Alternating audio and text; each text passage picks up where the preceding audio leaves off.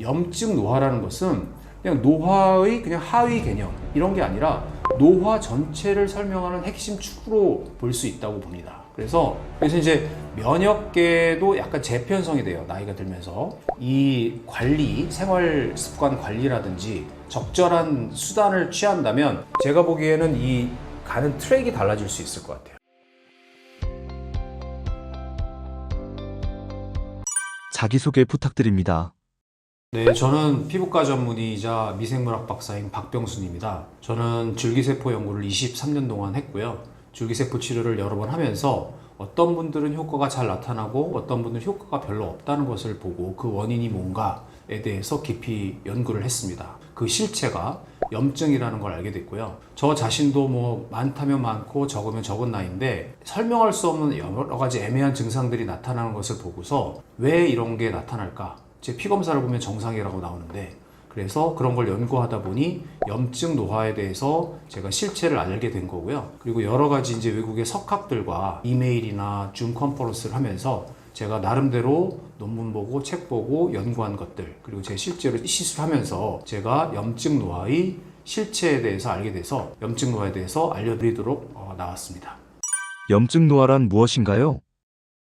염증 노화라는 게 이제 전체 우리 노화 연구, 영어로는 longevity science 뭐 여러 가지 용어가 있는데요. 이 중에서 과연 염증 노화가 중심에 있는 건지 아니면 변방인지 사실 굉장히 많은 분들이 궁금해 하실 것 같아요. 그래서 이제 정량적으로 몇 퍼센트냐 이렇게 공식을 집계하는 그런 수치는 없지만 현재 이제 노화에 대해서 이 노화가 어떤 원인에 의해서 생기는가에 대해서 최근에 2023년에 노화의 12개의 기둥과 같은 그런 아주 권위 있는 학술지가 실린 게 있습니다. 그래서 거기에 보면 이제 여러분 잘 아시는 우리 유전체가 불안정해져서 노화가 생기기도 하고요. 그 다음에 여러 가지 텔로미어라고 해서 유전자 끝에 있는 게 짧아져서 노화가 진행되기도 하고요. 유전자가 환경으로 인해서 변하는 후성 유전학의 변화, 그 다음에 세포 노화, 그러니까 노화세포라는 좀비 세포라고 해서 죽지도 않고 늙지도 않으면서 계속 나쁜 시그널을 내보내는 노화세포, 우리 줄기세포가 고갈돼서도 생기고요. 그리고 단순한 세포 내 소기관이 아닌 미토콘드리아의 기능 저하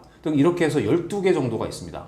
근데 이 12개 중에서 최근에 만성염증이 새로 포함이 됐어요. 그래서 이런 다른 모든 12기둥과 연결된 메커니즘으로 취급이 되는데 제가 한번 검색을 해봤더니 작년 2024년 기준으로 해서 펍메드라고 해서 국제학술지를 검색을 한번 해봤습니다. 그랬더니 노화 관련해서 했더니 28만 편 이상이 나오는데 그 28만 편 중에서 염증 노화 또는 염증과 노화를 따로따로 아니면 같이 붙여서 검색을 해봤더니 약 25%에서 30% 정도 수준을 차지합니다.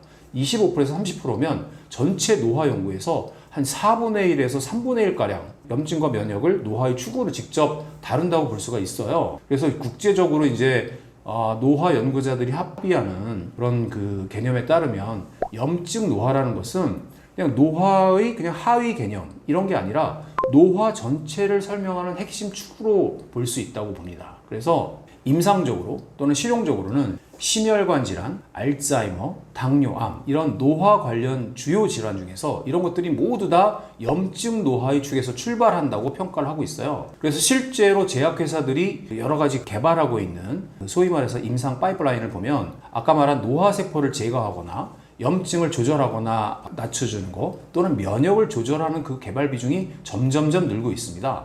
그래서 연구 비율 이상으로 노화 연구의 중심축을 차지한다고 보는 게 맞을 것 같습니다. 염증과 노화의 관계가 그동안 밝혀지지 않은 이유는 무엇인가요? 그거는 여러 가지 요인이 있을 텐데 그동안의 모든 연구가 주로 유전자와 그 다음에 그에 따른 노화의 정보 이론 이런 거에 많이 치중이 되었던 것 같아요. 근데 이제 이 염증 노화는 소위 말해서 이제 우리 몸속에서 그냥 에너지 공장이라고 하는 미토콘드리아로 인한 염증이 생기는 거, 요 과정에 있어서는 우리가 이제 의학의 큰 흐름에서 봤을 때 해부학 구조적인 흐름과 유전자의 그런 정보의 이론 말고 에너지와 관련된 흐름이 조금 약간 더 잘 눈에 띄지 않았던 것 같고요. 그 이유는 다른 것들은 검사를 쉽게 할 수 있어요. 그러니까 우리가 구조적인 거나 그다음에 노화 유전자 같은 검사는 굉장히 쉽게 할 수 있는데 그러면 염증 마커는 물론 있지만 이런 에너지에 대해서 실질적으로 검사할 수 있는 방법이 없다 보니까 우리한테 가깝게 다가오지 않았던 것으로 생각이 됩니다. 하지만 앞으로는 굉장히 많은 그런 논문들이 쏟아져 나올 거고요. 이미 미국에서 나온 여러 가지 단행본들은 이제 여러 책들 중에서 에너지란 말이 들어간 것들이 있거든요. 그 에너지란 말이 들어간 것들을 보면 그게 사실 다 미토콘드리아를 기반으로 한 그런 과학적인 근거들입니다. 노화를 노력으로 막을 수 있나요?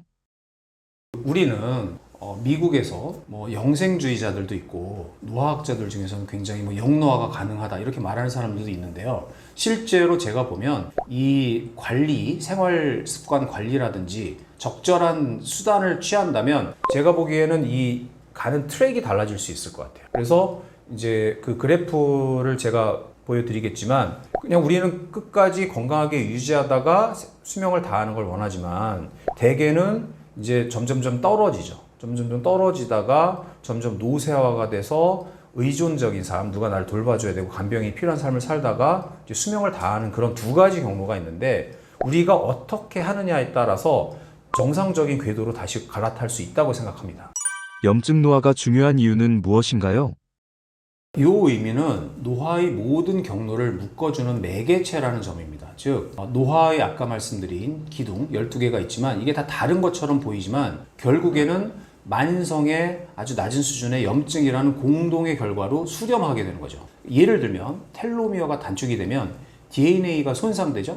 그러면 염증 신호가 증가하게 됩니다. 미토콘드리아의 기능이 저하된다. 그러면 활성산소가 증가돼서 염증이 유발됩니다. 그 다음에 노화세포, 이 좀비세포는 나쁜 시그널을 계속 내보내죠. 노화 연관 분비 표현형이라고 하는 이걸 주변에 계속 번지게 해서 좀비세포를 계속 전염시킵니다. 이런 것들은 노화 현상을 여러 가지를 설명하는 공통 분모 같은 것을 그런 것처럼 작용을 하는 거죠. 그래서 이제 면역계도 약간 재편성이 돼요. 나이가 들면서. 근데 이제 이거를 면역 노화라고 하는데 면역 노화는 지금 새로운 개념인 염증 노화와 면역 노화는 약간 동전의 양면 같은 거라고 보시면 됩니다. 그러니까 한번 생각을 해보면 면역계는 원래는 외부로부터의 방어력이잖아요. 근데 방어력은 떨어지는데요. 역설적으로 불필요한 불꽃은 계속 튀우는 거예요. 불필요한 염증 반응 과잉으로 유지되는 거예요. 이게 약간 역설적이죠. 방어력은 떨어지는데. 그러니까 약간 불필요한 일을 하고 있다고 보시면 됩니다. 그래서 그런 것들이 있고 그다음에 염증이라는 거는